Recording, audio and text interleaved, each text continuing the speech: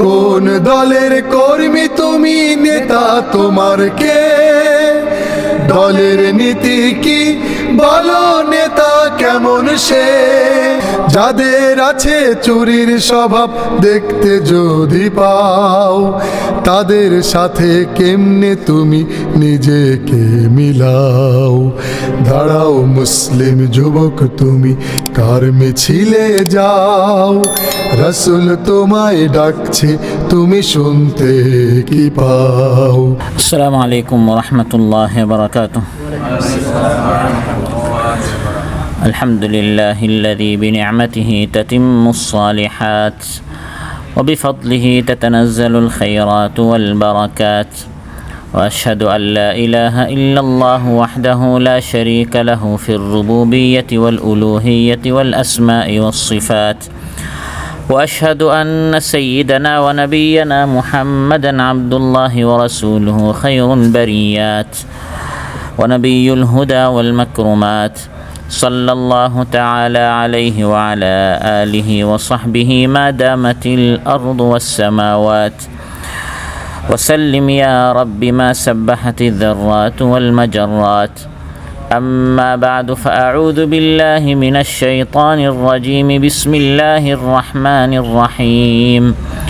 وعلى الذين هادوا حرمنا ما قصصنا عليك من قبل وما ظلمناهم ولكن كانوا أنفسهم يظلمون. আল্লাহ তাআলা ইরশাদ করেন, আর যারা ইহুদি হয়েছিল, এই ইহুদিদের উপর আমি তাদের প্রতি হারাম করেছিলাম, যা হে নবী আপনার কাছে আগেই আমি উল্লেখ করেছি, আপনাকে জানিয়েছি, আপনার নিকট বর্ণনা করেছি। আমি তাদের উপর এই সকল জিনিস হারাম করে তাদের উপর কোনো জুলুম করি নাই, কিন্তু তারা নিজেরাই নিজেদের প্রতি জুলুম করত। হোমসেল ইউনিভার্সিটি ওয়ার্ড কর্তৃক আয়োজিত আজকের এই মাহফিলে উপস্থিত সম্মানিত সভাপতি, আমার সামনে উপবিষ্ট আমার দিনদার ইমানদার ভাইয়েরা, সূরাতুন নাহাল থেকে একটি আয়াত 118 নম্বর আয়াত তিলাওয়াত করে সরল বাংলা অনুবাদ উপস্থাপন করলাম। এই একটি আয়াতের আলোকে আল্লাহ সুবহানাহু ওয়া তাআলা আমাদের উপর কিছু জিনিস হালাল করেন, আবার কিছু জিনিস হারাম করেন। হারাম আল্লাহ তাআলা ওই সকল জিনিস করেন যা আমাদের জন্য ক্ষতিকর, কিন্তু আল্লাহ তাআলা যদি হালাল কোনো জিনিস আমাদের জন্য ব্যবহারের অযোগ্য করে দেন, কোনো হালাল পবিত্র জিনিস যদি আমরা ব্যবহার করতে না পারি, বুঝতে হবে এটা আল্লাহর পক্ষ থেকে শাস্তি।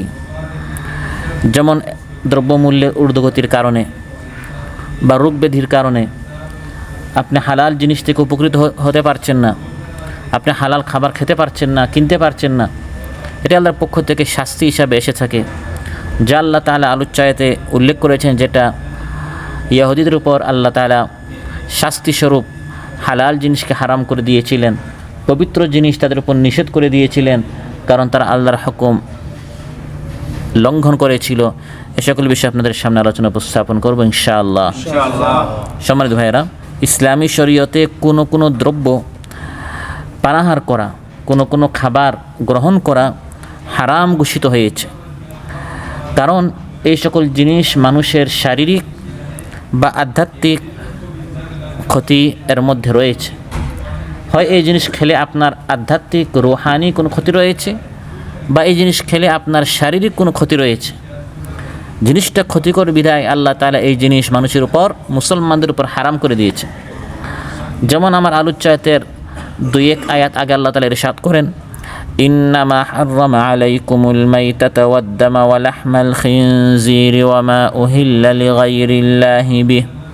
আল্লাহ তাআলা তোমাদের উপর নিষেধ করে দিয়েছেন, হারাম করে দিয়েছেন মৃত বস্তু, রক্ত, শুকরের গোশত এবং যা আল্লাহ ছাড়া অন্যের নামে জবাই করা হয়েছে।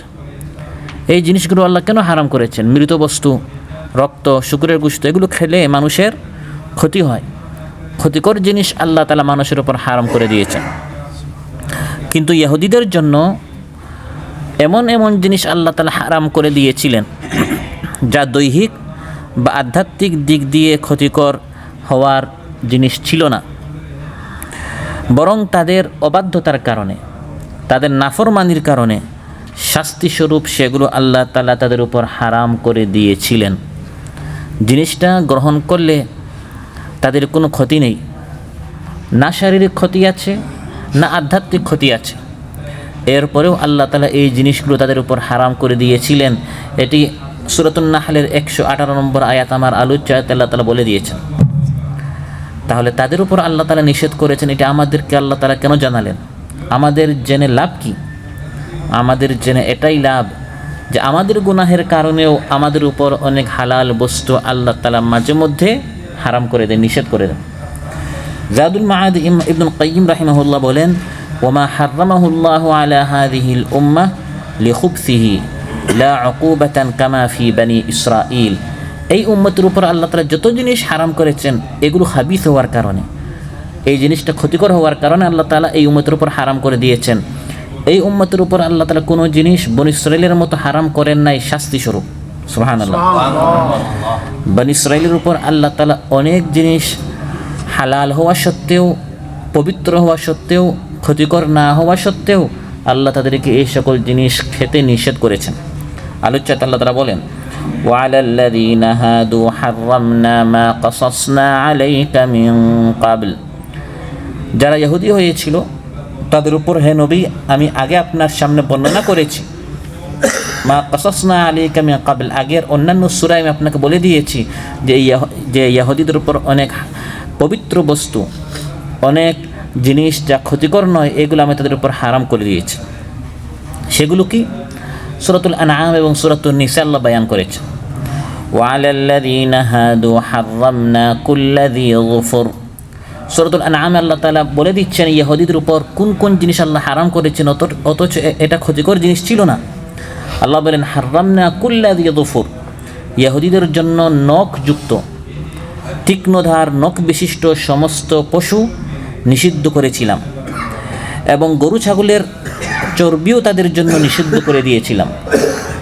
ওমিনাল বাকারি ওয়াল গানামি হাররামনা আলাইহিম শুহুমাহুমা, এগুলোর পিঠের কিংবা নারী ভুঁড়ির বা হাড়ের সাথে লেগে থাকা চর্বি ছাড়া এগুলো আল্লাহ তাআলা হালাল করে দিয়েছিলেন। তো আল্লাহ তাআলা বলেন ইহুদিদের উপর প্রত্যেকটা কুল্লা যী যুফুর, নখ বিশিষ্ট পশু আল্লাহ হারাম করে দিয়েছেন।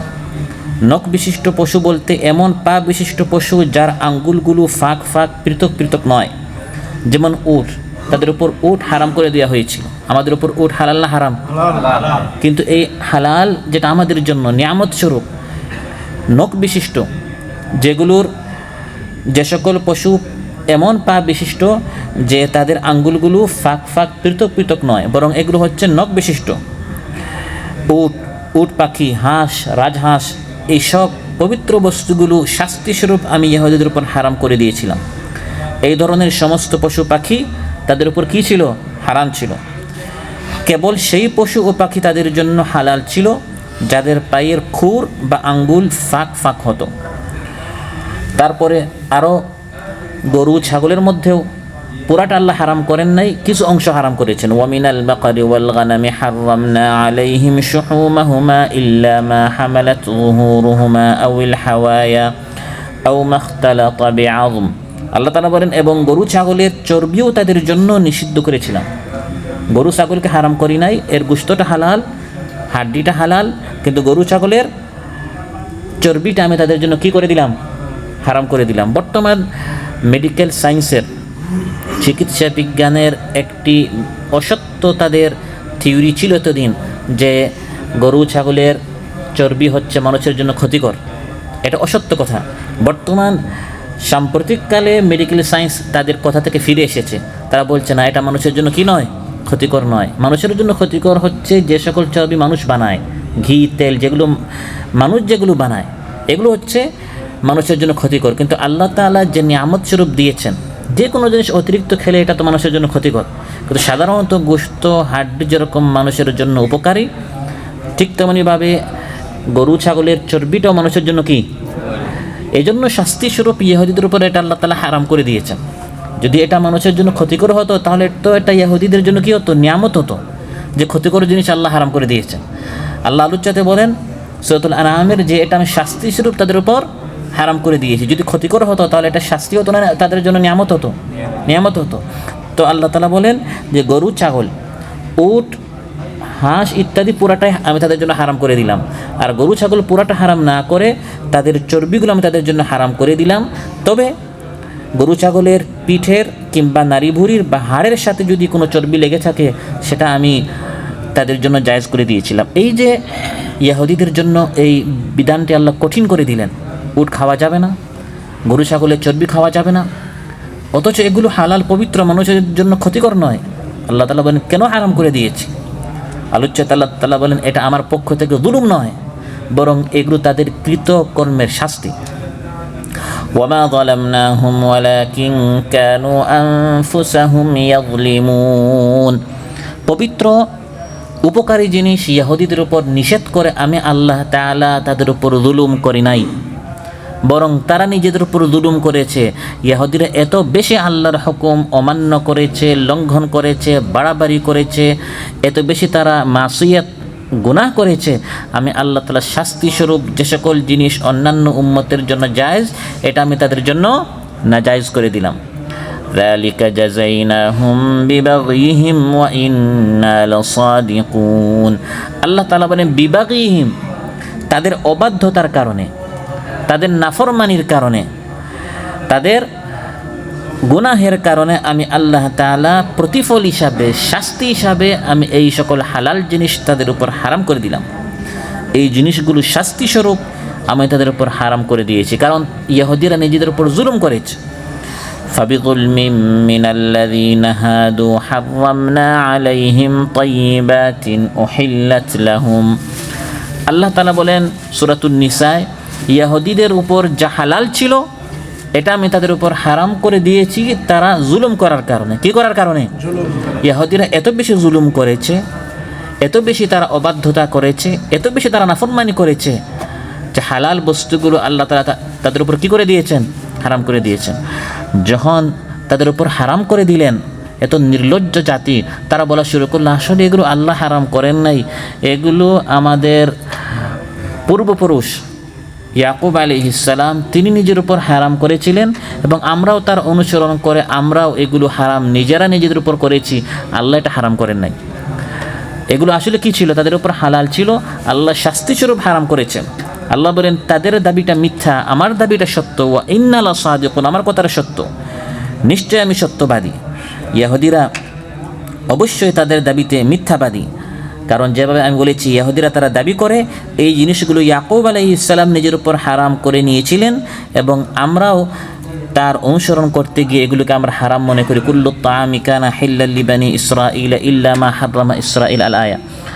অতএব এই জিনিসগুলো তাদের উপর হালাল ছিল, আল্লাহ তাআলা শাস্তি স্বরূপ এগুলো তাদের উপর কি করে দিয়েছেন?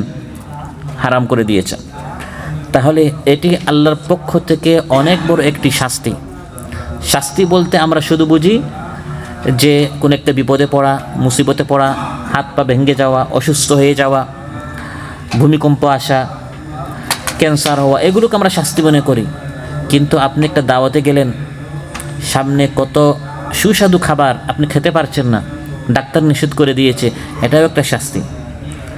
মার্কেটে গেলেন, কত ধরনের ফল আপনি দেখতে পাচ্ছেন, সবজি তরকারি এবং আইটেমের খাবার দেখতে পাচ্ছেন, কিনতে পারছেন না, ডাক্তার নিষেধ করে দিয়েছে, এটাও এক ধরনের শাস্তি যা ইহুদিদের উপর ছিল। হালাল ছিল উট, হাঁস, গরু ছাগলের চর্বি ইত্যাদি, তাদের গুনাহের কারণে আল্লাহ তাআলা এগুলো তাদের উপর কি করে দিয়েছেন? হারাম করে দিয়েছেন। আজ আল্লাহ তাআলা ডাক্তারের মাধ্যমে হারাম করে দেন, ব্যবসায়ীদের মাধ্যমে, ব্যবসায়ীরা দ্রব্যের মূল্য এত বেশি তারা বাড়িয়ে দেয়, জিনিসটা আপনার জন্য হালাল কিন্তু আপনার কাছে ওই মূল্যে আপনি কিনতে পারছেন না, বিধায় আপনি নিজের উপর এটা কিনা এবং এটার দিয়ে উপকৃত হওয়া আপনি নিজের উপর নিষেধ করে দিচ্ছেন। অতএব আল্লাহ তাআলা কোনো কোনো জাতিকে নিয়ামত স্বরূপ পবিত্র জিনিস তাদের হাতের নাগালে নিয়ে আসেন, আবার কোনো কোনো জাতি তারা দেখে অন্যান্যরা খাচ্ছে, অন্যান্যরা উপকৃত হচ্ছে, শাস্তি স্বরূপ তাদেরকে আল্লাহ তাআলা বঞ্চিত করেন। ওয়াল্লাহু ইয়াকবিদু ওয়া ইয়াবসুতু ওয়া ইলাইহি তুরজাউন। আল্লাহ তাআলা বলেন, আল্লাহ তাআলা কোনো মানুষের জন্য নিয়ামত প্রশস্ত করে দেন, ইয়াবসুত, ইয়াকবিদ, আবার কারো কারো জন্য আল্লাহ সংকীর্ণ করে দেন। নিয়ামত আছে কিন্তু আপনার জন্য নয়, আপনি শুধু দেখবেন, অন্যান্যরা খাবে। এটাও এক ধরনের মানসিক শাস্তি। ইয়াহুদীদের উপর যেরকম ছিল, তারা দেখতো অন্যান্যরা উটের গোশত খাচ্ছে, কিন্তু তাদের উপর কি ছিল? হারাম ছিল। অন্যান্যরা তারা আপনার গরুর বা ছাগলের চর্বি তারা খাচ্ছে, কিন্তু ইহুদিদের উপর এটা আল্লাহ তাআলা হারাম করে দিয়েছিলেন। যদি সবার উপর হারাম হতো তাহলে মানসিক শাস্তি হতো না, যেমন শুকরের গোশত। আর আমাদের উপর আল্লাহ তাআলা যা যা নিষেধ করেছেন এটা ক্ষতিকর হওয়ার কারণে, যেমন শুকরের গোশত, কুকুরের গোশত, হিংস্র প্রাণী ইত্যাদি যা নিষেধ করেছেন এটা ক্ষতিকর হওয়ার কারণে। কিন্তু উপকারী জিনিস যখন নিষেধ করে দেওয়া, এটা শাস্তি স্বরূপ হয়। যেমন উট, ছাগল, গরু ইত্যাদি ইহুদিদের উপর হারাম করা হয়েছে, এটা উপকারী হওয়া সত্ত্বেও তাহলে এটা তাদের জন্য কি ছিল? শাস্তি ছিল। আল্লাহু ইয়াকবিদু ওয়া ইয়াবসুতু, তাফসীরে এসেছে ইয়াকবিদু আই বিল গালা ওয়া ইয়াবসুতু আই বির রখসি। আল্লাহ তাআলা দ্রব্য এর মূল্য সস্তা করে দেন, ফলে মানুষ হালাল জিনিস কিনতে পারে। আবার মাঝে মধ্যে দ্রব্যের মূল্য এত বেশি বাড়িয়ে দেন, হালাল জিনিস মানুষ কিনতে পারে না। এটা আল্লাহর পক্ষ থেকে শাস্তি। আর নিয়ামত হচ্ছে যখন পবিত্র জিনিস একবারে মানুষের হাতের নাগালে চলে আসে, প্রত্যেকেই এই হালাল জিনিস কিনতে পাচ্ছে, খেতে পাচ্ছে, এটাই হচ্ছে আল্লাহর পক্ষ থেকে নিয়ামত। ফাকুলু মিনহা হাইথু শি'তুম রাগাদা। আল্লাহ তাআলা বলেন যে আল্লাহ তাআলা বনী ইসরাঈলদেরকে বলেছিলেন এই নিয়ামত নাও এবং ইচ্ছা মতো এই নিয়ামতগুলো খেতে থাকো। তাহলে যখন আল্লাহ নিয়ামত দেন, খাবার অনুমতি দেন এবং নিয়ামতটা যখন হাতের নাগালে থাকে, এটি হচ্ছে নিয়ামত। তার মানে হচ্ছে যখন কোনো একটা নিয়ামত হালাল করেন কিন্তু সেটা থেকে আপনি উপকৃত হতে পারেন না, এটা আপনার জন্য হচ্ছে এক ধরনের শাস্তি। শুআয়ব আলাইহিস সালামের কওম তারা খুব বেশি ওজনে কম দিত, খাদ্যে তারা ভেজাল দিত, দাড়িপাল্লা তারা সোজা করে ধরতো না, নেওয়ার সময় তারা বেশি নিত, দেওয়ার সময় তারা কম দিত। এগুলো বাংলাদেশে আছে না? নেই। তিনি তাদেরকে সাবধান করলেন, এরকম করিও না, ফলে তোমরা নিয়ামত থেকে বঞ্চিত হয়ে যাবে। এই যে তোমরা ব্যবসা করছো, ধোঁকা প্রতারণার আশ্রয় নিচ্ছ, ফলে যে নিয়ামত এখন তোমাদের হাতে আছে, ফলমূল, তরি তরকারি, সবজি, গোশত ইত্যাদি, এগুলো সব তোমাদের হাতছাড়া হয়ে যাবে।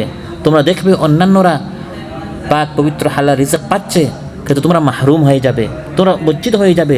তোমাদের দেশে এত বেশি দ্রব্যের মূল্য বাড়বে, ফলে তোমরা দেখবে অন্যান্যরা উপকৃত হচ্ছে আর তোমরা এটার থেকে বঞ্চিত, মাহরুম হবে। ওয়ালা তানকুসুল মিকিয়ালা ওয়াল মিজান ইন্নী আরাকুম বিখাইরিন ওয়া ইন্নী আখাফু আলাইকুম আযাবা ইয়াউমিন মুহীত। শুআয়ব আলাইহিস সালাম তার কওমকে বললেন, তোমরা ওজনে কম দিও না, মিকিয়ালা ওয়াল মিজান। এরকম যদি তোমরা ওজনে কম দিতেই থাকো, আযাবা ইয়াউমিন মুহীত, পরিবেষ্টিত এক শাস্তির আমি ভয় করছি তোমাদের। আল্লাহর পক্ষ থেকে এমন শাস্তি আসবে, তোমাদের সবাইকে পরিবেষ্টন করে ফেলবে, ফলে তোমরা আল্লাহর নিয়ামত থেকে উপকৃত হতে পারবে না। আযাবা ইয়াউমিন মুহীত তাফসীরে এসেছে হুলুলুল গালাইল মুহলিক, এমনভাবে দ্রব্যের মূল্য বাড়বে তোমরা ধ্বংস হয়ে যাবে। বাজারে মাল আছে, কেনার মতো কেউ নেই। বাজারে যে মাল আছে এটা হালাল, কিন্তু মানুষ এটা কেনার তাদের সামর্থ্য নেই। এই পবিত্র জিনিস থেকে আল্লাহ তাআলা, হালাল জিনিস থেকে আল্লাহ তাআলা জনগণকে মাহরুম করে ফেলবেন। যা হাদিসের মধ্যে এসেছে, ইবনে মাজাহ এসেছে, ওয়ালাম ইয়ানকুসুল মিকিয়ালা ওয়াল মিজান ইল্লা উখিযু বিসসিনিনা ওয়া জাওরিস সুলতানি আলাইহিম। যখন মানুষ সমান ওজনে কম দিবে, ধোঁকা প্রতারণার মাধ্যমে যখন মানুষ ব্যবসা বাণিজ্য করবে, তখন আল্লাহ তাআলা দ্রব্যের মূল্য বাড়িয়ে দেন। এই যে আমাদের দেশে দ্রব্যের মূল্য কেন বাড়ে, আমরা নানা সমাধান, আমাদের দেশের যারা চিন্তাশীল আছে, বুদ্ধিজীবী আছে, তারা চিন্তা করে এটা পার্শ্ববর্তী দেশের কারণে কিনা, অন্যান্য দেশের কারণে কিনা, বহির্বিশ্বের ষড়যন্ত্র কিনা। মূল কারণ হচ্ছে আমাদের সমস্যা। আমাদের যারা আমরা দেশের ভিতরে আছে, আমরা আল্লাহর এই হুকুম মানছি না। কয়জন ওজনে কম না দিয়ে বরাবর ব্যবসা করছে। যখন আমরা ভালো হয়ে যাব, তখন সব সমস্যার সমাধান এমনিই হয়ে যাবে। রাসূল সাল্লাল্লাহু আলাইহি ওয়াসাল্লাম ইরশাদ করেন, যখন তোমরা ওজনে কম দিবে, ধোঁকা প্রতারণা করবে, ইল্লা উখিযু বিসসিনিনা শিদ্দাতিল মাউনাতি, আল্লাহর পক্ষ থেকে কঠিন শাস্তি আসবে, দুর্ভিক্ষ আসবে। জমিন আপনি দেখছেন ফসল হচ্ছে, হালাল ফসলটা ছিল, কিন্তু আপনি মাহরুম হয়ে যাবেন। ফসল কাটার আগে সব নষ্ট হয়ে গেছে। ফসলটা হালাল ছিল না হারাম ছিল, কিন্তু আপনি উপকৃত হতে পারেন নাই। পোকার মাধ্যমে বা আসমানি কোনো আপদের মাধ্যমে বা জমিনের কোনো আপদের মাধ্যমে ফসল কাটার আগে পুরা ধান নষ্ট হয়ে যাবে, পুরা ফল নষ্ট হয়ে যাবে। ফলে যতটুকু ফল বাকি আছে এর দাম বেড়ে যাবে, কারণ মানুষের চাহিদা বেশি আর ফল হয়েছে কম। এভাবে যখন মানুষের মানুষ যখন ওজনে কম দিবে, এভাবে আল্লাহ তাআলা দ্রব্যের মূল্য বাড়িয়ে দেন। জালিম ব্যবসায়ীদের সংখ্যা বাড়িয়ে দিবেন, তাদের অন্তর থেকে, হৃদয় থেকে আল্লাহ তাআলা ভালোবাসা, মহব্বত, অন্যের প্রতি স্নেহ, মমতা এগুলো সব আল্লাহ দূর করে দিবেন। তারা দেখবে তাদের জনগণ খাবার না পেয়ে মারা যাচ্ছে, তাও তারা দ্রব্যের মূল্য কমাবে না, বাড়াতে থাকবে, শুধু নিজের স্বার্থের কারণে, নিজের পকেট ভারী করার কারণে, ব্যাংক ব্যালেন্স বাড়ানোর জন্য। কারণ দিল আল্লাহর হাতে, আল্লাহ তাদের দিলটা শক্ত করে দিবেন। এভাবে যখন মানুষ আল্লাহর বিধান থেকে দূরে চলে যায়, ওজনে কম দিতে থাকে, আল্লাহ তাআলা এভাবে শাস্তি দেন, যা ইহুদিদের উপর ছিল। এবং এটা ফিরআউনের ক্ষেত্রে হয়েছিল। فإذا جاءتهم الحسنة قالوا لنا هذه وإن تصبهم سيئة يطيروا بموسى ومن معه। আল্লাহ তাআলা বলেন, ফিরআউনের ক্ষেত্রে যখন তাদের দ্রব্যের মূল্য কম হয়ে যেত, সব কিছু হাতের নাগালে হতো, তখন ফিরআউন বলতো এটা আমার কৃতিত্ব, নাউযুবিল্লাহ, আমি কত সফল একজন রাষ্ট্রনায়ক, তোমাদের প্রত্যেকের হাতে হাতে খাবার পৌঁছে দিয়েছি। আবার যখন দ্রব্যের মূল্য আসাইয়্যা ওয়া ইন তুসিবহুম সাইয়্যাতুন ইয়াতায়্যারু বিমূসা ওয়া মান মা'a, যখন দ্রব্যের মূল্য বেড়ে যেত, বলতো এটা মূসার কারণে, নাউযুবিল্লাহ।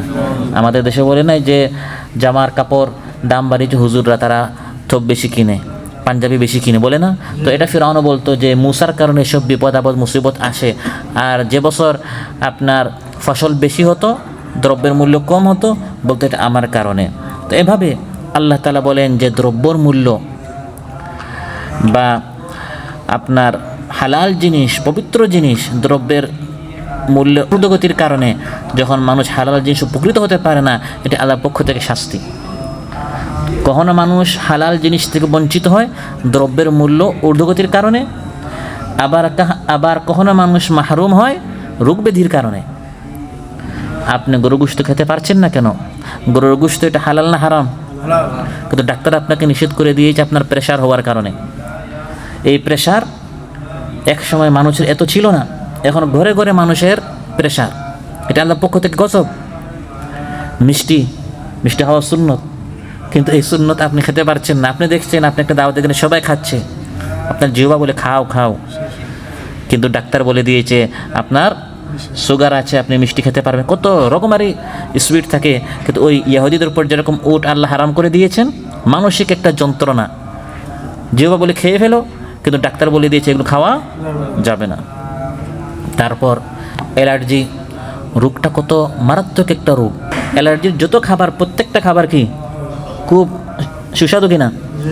আপনার গরুর গোশত বলেন, ডিম বলেন, চিংড়ি মাছ বলেন, বেগুন বলেন, ইলিশ মাছ বলেন, যত দামি দামি ভালো ভালো খাবার আছে, দাওয়াতে গেলে যেগুলো মেহমানদের সামনে দেয়া হয়, আপনার অ্যালার্জি। ইহুদিদের উপর যেরকম উটটাকে আল্লাহ তাআলা হারাম করে দিয়েছেন, আপনি দেখছেন আপনার ডানে বামে সবাই খাচ্ছে, তো ডাক্তার আপনাকে এগুলো সব নিষেধ করে দিয়েছে গুনাহের কারণে।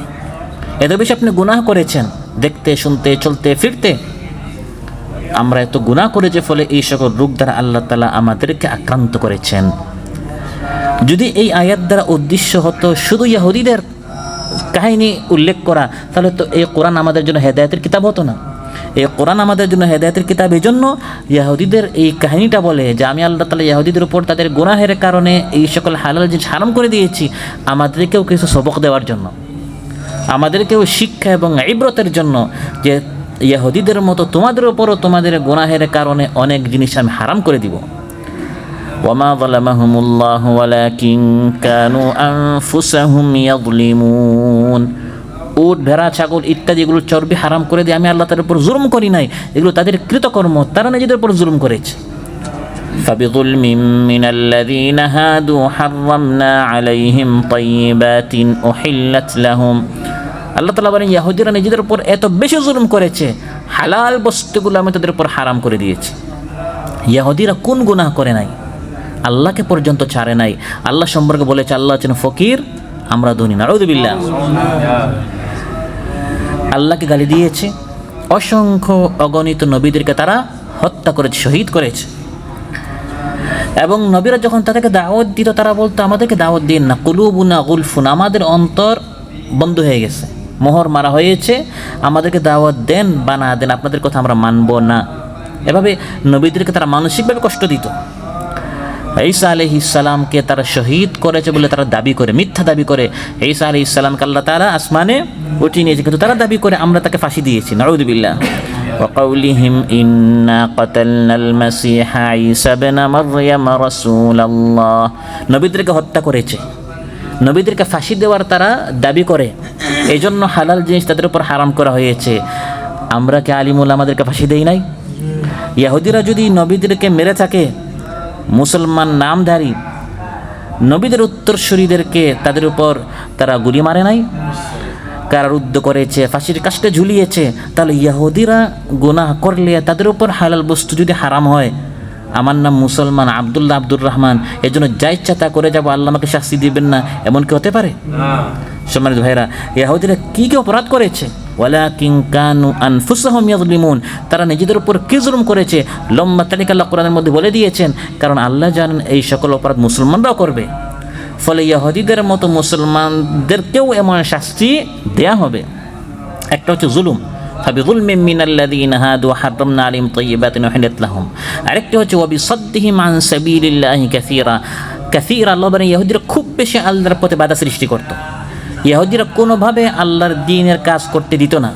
যেখানেই দাওয়াতি কাজ, যেখানে দাওয়াতি একটা দল আছে, দাওয়াতি একটা সংগঠন আছে, সেখানেই বাধা, সেখানেই তাদেরকে ব্যান করো, অফিস বন্ধ করো, বই বন্ধ করো, নেতৃবৃন্দকে ফাঁসি দাও, এগুলো ছিল ইহুদিদের কাজ। ওয়াবিসাদ্দিহিম আন সাবিলিল্লাহি কাসীরা, ফলে আল্লাহ রাগ করে পবিত্র জিনিস তাদের উপর হারাম করে দিয়েছেন।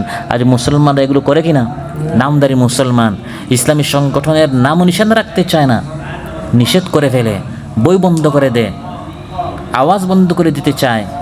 এভাবে ইহুদিরা এই সকল কাজ করেছে। এবং ইহুদিদের সবচেয়ে বড় একটি অপরাধ হচ্ছে তারা জানতো এই হচ্ছে সেই নবী যে নবীর কথা আমাদের তাওরাতে লেখা, তিনি হচ্ছেন মুহাম্মদ বিন আব্দুল্লাহ সাল্লাল্লাহু আলাইহি সাল্লাম। তারা চিহ্ন, নাম, সিফত দ্বারা তারা জানতো তিনি হচ্ছেন সেই নবী, কিন্তু তাদের সবচেয়ে বড় অপরাধ জেনে শুনে তারা বলতো না এটা সেই নবী না, কারণ নবী তাদের বংশে না এসে আরবদের বংশে কেন এসেছেন। এভাবে তারা সত্যকে গোপন করে, সত্য মিথ্যাকে মিশ্রিত করে মানুষদেরকে তারা ভুলভাল মিথ্যা তারা বোঝাতো। ইয়া আহলাল কিতাব লিমা তালবিসুনাল হাক্কা বিল বাতিলি ওয়া তাকতুমুনাল হাক্কা ওয়া আনতুম তা'লামুন। ইহুদিদের বড় আরেকটা অপরাধ হচ্ছে যাতে করে মানুষ ইসলামের দিকে না আসে। সাদ্দিহিম আন সাবিলিল্লাহি কাসীরা, আল্লাহর পথে তারা বাধা সৃষ্টি করতো। কীভাবে? তারা দেখলো মানুষ দলে দলে মুসলমান হয়ে যাচ্ছে, আবার মানুষ বুঝতো যে ইহুদিরা বড় বড় আলিম, ইহুদিদেরকে আহলে কিতাব বলা হয়, কিতাব বলা, আর আরবদেরকে উম্মি বলা হয়, তাদের কোনো কিতাব ছিল না। তো ইহুদিরা দেখলো যে আমরা যদি একটা ষড়যন্ত্র করি, তাহলে মানুষ যারা ইসলামের দিকে দাবিত হচ্ছে আমরা তাদেরকে ইসলাম থেকে বের করতে পারবো। সেটা কি? মানুষ তো মনে করে আমরা আহলে কিতাব, আমরা বড় আলিম, এক কাজ করো আমরা সবাই দলে দলে সকালে গিয়া ইসলাম গ্রহণ করি, আর সন্ধ্যাবেলা আগে আমরা বলবো না, আমরা সংবাদ সম্মেলন করে আমরা বলবো যে এটা সেই নবী না। তো মানুষ তো জানে আমরা কি আলিম, আমরা আহলে কিতাব, কিতাব আছে তাওরাত আমরা জানি। তো যখন আমরা আবার ইসলাম থেকে ফিরে আসব আর বলবো এই মুহাম্মদ সে হচ্ছে নাউযুবিল্লাহ মিথ্যা দাবিদার, সে সেই নবী না, তখন আমাদের সাথে আবার সবাই ইসলাম থেকে বের হয়ে যাবে। কোরআনের মধ্যে আল্লাহ তাআলা সেটা বলে দিয়েছেন। وقالت طائفة من أهل الكتاب آمنوا بالذي أنزل على الذين آمنوا وجه النهار واكفروا آخره لعلهم يرجعون। ইহুদিরা নানাভাবে চেষ্টা করেছে ইসলামের পথে বাধা সৃষ্টি করার। এগুলো ষড়যন্ত্রগুলো আল্লাহ ফাঁস করে দিয়েছেন, কারণ প্রতিটা যুগে ভিন্ন ভিন্ন রূপে এই ধরনের ইসলামের পথে বাধা এগুলো আমরাও আমাদের সমাজে দেখব। তাদের আল্লাহর পথে বাধা সৃষ্টি করার আরেকটি পন্থা হচ্ছে কুরাইশ মক্কার কাফিররা তো মূর্খ ছিল, কিতাব ছিল না, উম্মি ছিল। তারা একবার গিয়া ইহুদিদেরকে জিজ্ঞাসা করলো, হে ইহুদিরা, আল্লাহর নামে তোমরা একটু বলো তো দেখি, এই যে মুহাম্মদ দাবি করে সে নবী, সে সত্য না আমরা আবু জাহেল আবু লাহাবরা সত্য? ইহুদিরা বলল মুহাম্মদ হচ্ছে মিথ্যাবাদী আর তোমরা আবু জাহেলরা হচ্ছে সত্যবাদী। নাউযুবিল্লাহ। তারা আহলে কিতাব ছিল, আলিম ছিল, তারা জানতো যে মুহাম্মদ সাল্লাল্লাহু আলাইহি ওয়াসাল্লাম কি সত্যবাদী, এই ইলমটা তাদের ছিল। এই ধরনের আলিম আমাদের সমাজে আছে না নাই? আলিম বড় বড় পণ্ডিত, কিন্তু জালেমের পক্ষে ছিল। জালেমের যখন পতন হয়েছে, পৃথিবীর ইতিহাসে এমন নেই যে জালিমও পালিয়েছে, খতিবও পালিয়েছে। হয়েছে না হয় নাই? তো বাংলাদেশে এটা হয়েছে। জালিম যখন পালিয়েছে, সাথে কে পালিয়েছে? মসজিদের বাইতুল মুকাররমের খতিব কি হয়েছে? পালিয়েছে। কেন পালিয়েছে? ইহুদিরা যেরকম বড় বড় আলিম ছিল, এই ধরনের আলিম আমাদের সমাজে আছে, কিতাবের বহর, কিতাবের ভান্ডার মুখস্থ, তো এই মুখস্থ ইলম দ্বারা জালেমের পক্ষে ছিল, ইসলামের বিপক্ষে ছিল। এজন্য সেও বুঝেছে যে আমারও পতন হয়ে গেছে, এজন্য সেও পালিয়েছে। না হয় খতিব কি পালিয়েছে? এর ইতিহাস কি পৃথিবীতে আছে কোথাও? পালায়, জালিমরা পালায়, বড় বড় সেনা প্রধান তারা পালায়, অফিসাররা পালায়, ডাক্তার পালায়, কিন্তু মসজিদের ইমাম পালাবে, এটা কোন ধরনের কাহিনী? ওই ইহুদিদের নিকট কাফির মুশরিকরা গিয়ে বলতো যে আমরা সত্যবাদী না তারা সত্যবাদী? তারা বলতো না, বুঝে তুমি সত্যবাদী, তুমি মুহাম্মদের বিরুদ্ধে যুদ্ধ করো, আমরা ইহুদিরা তোমাদের সাথে আছি না। আউযু বিল্লাহ। ওই ইহুদিদের মতো এই পলাতক খতিবও বলেছিল আমাদের তো আর মা নেই, এই জালিম হচ্ছে আমাদের মা জননী। বলেছে কিনা? কোরআন আল্লাহ তাআলা এই জন্য বলেছেন, কারণ কোরআন বারবার আমাদের সামনে আসবে। আল্লাহ তাআলা কোরআনের মধ্যে বলে দিয়েছেন, আলাম তারা ইলাল্লাযীনা উতু নাসীবাম মিনাল কিতাবি ইউমিনুনা বিল জিবতি ওয়াত তাগুত ওয়া ইয়াকুলুনা লিল্লাযীনা কাফারু হাউলাই আহদা মিনাল্লাযীনা আমানু সাবিলা। আল্লাহ বলেন, আলাম তারা, তুমি কি দেখো না? তার মানে এটা দেখার জিনিস। সেটা কি? উতু নাসীবাম মিনাল কিতাব, সেই সকল লোকদেরকে দেখো না যাদেরকে আমি একটু কিতাবের ইলম দিয়েছি, তারা মাদ্রাসায় পড়ায়, তারা মসজিদুল খতিব, কিন্তু ইউমিনুনা বিল জিবতি ওয়াত তাগুত, তারা তাগুত বাতিলের উপর তাদের ঈমান, ইলম আছে, কিন্তু এই ইলম দ্বারা তারা প্রতিষ্ঠা করেছে জালিমকে, আর জালিমকে তারা বলে তোমরা সত্যবাদী, আর এরা যারা ইসলাম প্রতিষ্ঠা করতে চায় এরা হচ্ছে মিথ্যাবাদী। নাউযু বিল্লাহ। শাহবাগে চলে যায় বড় বড় আলিম, শাহবাগে চলে যায়, বলে আমি ইস্তিখারা করে আসছি, আমি নামাজ পড়ে আসছি, আমাকে বলা হয়েছে শাহবাগে যাওয়ার জন্য, অমুক বড় বড় আলিমদেরকে ফাঁসি দেওয়ার জন্য, আমিও একাত্মতা কী করছি? পোষণ করছি। ইতিহাস বারবার আমাদের সামনে আসে যে এই ধরনের মৌলবী, এই ধরনের বড় বড় আলিম যারা নামধারী, এদের এই খাসলত হচ্ছে ইহুদিদের মতো। এই জন্য ইহুদিদের উপর আল্লাহ তাআলা উট, ভেড়া, ছাগল হারাম করেছেন, এটা শাস্তি স্বরূপ ছিল।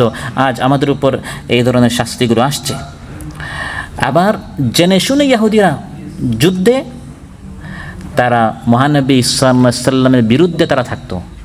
উহুদ যুদ্ধে, খান্দক যুদ্ধে যখন দুই শিবির, দুই বাহিনী, দুই দিকে, এইদিকে মুসলমান, এইদিকে কাফির, ইহুদিরা জানতো এই মুসলমানরা কি সত্য, তারপরেও তারা জেনে শুনে ইসলামের বিরোধিতা করার জন্য তারা কাফিরদের পক্ষে ছিল। নাউযু বিল্লাহ।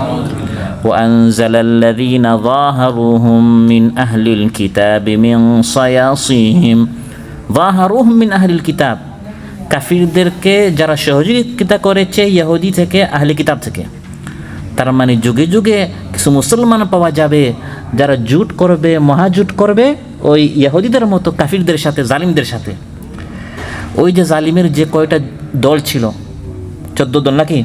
এখানে লম্বা লম্বা দাড়িওয়ালাও ছিল। ওই যে চট্টগ্রামে কি নাম? মাইজ ভান্ডারি, লম্বা দাড়ি আছে, লম্বা টুপি আছে, মৌলবী, পীর, কিন্তু সে জানে এরা জালিম, তারপরেও সে কার পক্ষে ছিল? জালিমের পক্ষে ছিল। ইতিহাস বারবার আমাদেরকে এই বিষয়গুলো সামনে নিয়ে আসে যে কিভাবে একদল মানুষের নিকটে ইলম থাকার পরেও তারা জালিমের পক্ষে যায়, ইসলামের বিপক্ষে তারা দাঁড়ায়।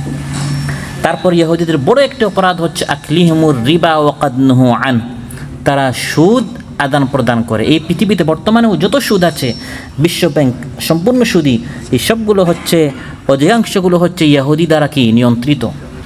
এই জন্য ইহুদিদের উপর এই শাস্তি এসেছে। আপনি বলেন আজ মুসলিম কোন রাষ্ট্র আছে যেখানে সুদী ব্যাংক নেই? তাহলে ইহুদিরা সুদী লেনদেন করার কারণে তাদের উপর যদি হালাল জিনিস হারাম হয়, আমরা সুদী লেনদেন যদি করে থাকি, আমাদের উপর এই শাস্তি আসবে না? অথচ মহানবী সাল্লাল্লাহু আলাইহি ওয়াসাল্লাম ইরশাদ করে, মুসলিমের বর্ণনা, রাসূলুল্লাহ সাল্লাল্লাহু আলাইহি ওয়াসাল্লাম আকিলার রিবা ওয়া মুকিলাহু ওয়া কাতিবাহু ওয়া শাহিদা ওয়া কালাহুম সাওয়া, সুদ যে নেয়, যে দেয়, যে সাক্ষী, যে লিখে, সবার উপর আল্লাহর লানত।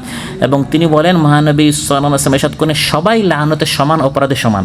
যে নিয়েছে সেও অপরাধী, যে দিয়েছে সেও অপরাধী, যে লিখেছে সেও অপরাধী, যে সাক্ষী সেও অপরাধী। এগুলো ছিল ইহুদিদের খাসলত, আজ মুসলমান করে যাচ্ছে। ব্যাংকের কথা বাদ দেন, রাষ্ট্রের কথা বাদ দেন, আমরা যারা গরিব মিসকিন আছে, আমরা যখন বিভিন্ন সমিতি করি, অধিকাংশ সমিতিগুলো সুদ ভিত্তিক পরিচালিত। আমরা যে বন্ধকগুলো দিই, বন্ধক দিয়ে আমরা যে 4-5 লক্ষ টাকা দিয়ে আমরা বিদেশে আসি, বিভিন্ন সমিতি থেকে, বিভিন্ন সংগঠন সংস্থা থেকে আমরা যে নেই, অধিকাংশগুলো সুদ ভিত্তিক পরিচালিত। আপনি কাতারে আসছেন, আপনার রিজিক সূচনা করেছেন সুদের ভিত্তিতে। এই সুদি টাকা দিয়ে আপনি যে জায়গা কিনবেন, জমিন কিনবেন, খাবার খাবেন, ঘর ভাড়া দিবেন, সবই তো হারাম। তাহলে আল্লাহ আপনার উপর হালাল জিনিস হারাম করবেন না, তো আপনার স্বাস্থ্যের কী হবে? আপনার তো স্বাস্থ্য তো নষ্ট হবেই, হালাল জিনিস তো আপনার উপর হারাম হবেই।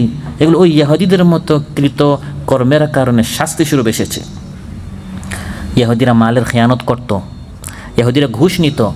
কোরআনের মধ্যে এগুলো সব আল্লাহ বলে দিয়েছেন, ওয়াতারা কাসীরাম মিনহুম ইউসারিউনা ফিল ইসমি ওয়াল উদওয়ানি ওয়া আকলিহিমুস সুহত। আকলিহিমুস সুহত, তারা ঘুষ খেত। ঘুষ এটা ইহুদিরা খেত, বাংলাদেশে নাই নাকি?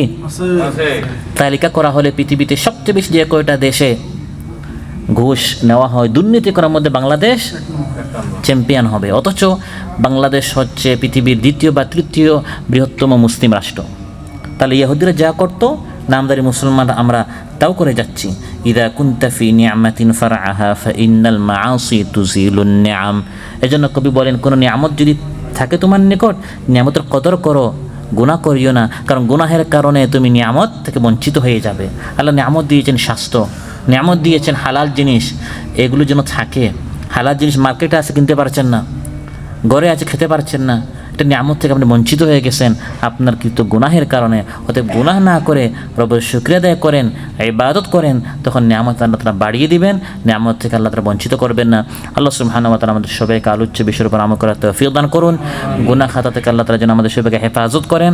আমাদের গুনাহের কারণে আমাদের উপর, পরিবারের উপর, জাতির উপর যেন কোনো শাস্তি নেমে না আসে, আল্লাহ তাআলা আমাদের সবাইকে হেফাজত করুন। যে সকল বদহাসের কারণে ইহুদিদের উপর হালাল জিনিস হারাম হয়েছিল, যেগুলো আজ আলোচনা হলো, সুদ, ঘুষ ইত্যাদি, এই সকল বড় বড় কবিরা গুনাহ থেকে আল্লাহ তাআলা আমাদের সবাইকে হেফাজত করুন। আসসালামু আলাইকুম ওয়া রাহমাতুল্লাহি ওয়া বারাকাতুহু। কোন দলের কর্মী তুমি, নেতা তোমার কে? দলের নীতি কি বলো, নেতা কেমন সে? যাদের আছে চুরির স্বভাব দেখতে যদি পাও, তাদের সাথে কেমনে তুমি নিজেকে মিলাও? দাঁড়াও মুসলিম যুবক, তুমি কার মিছিলে যাও? রাসূল তোমায় ডাকছে, তুমি শুনতে কি পাও?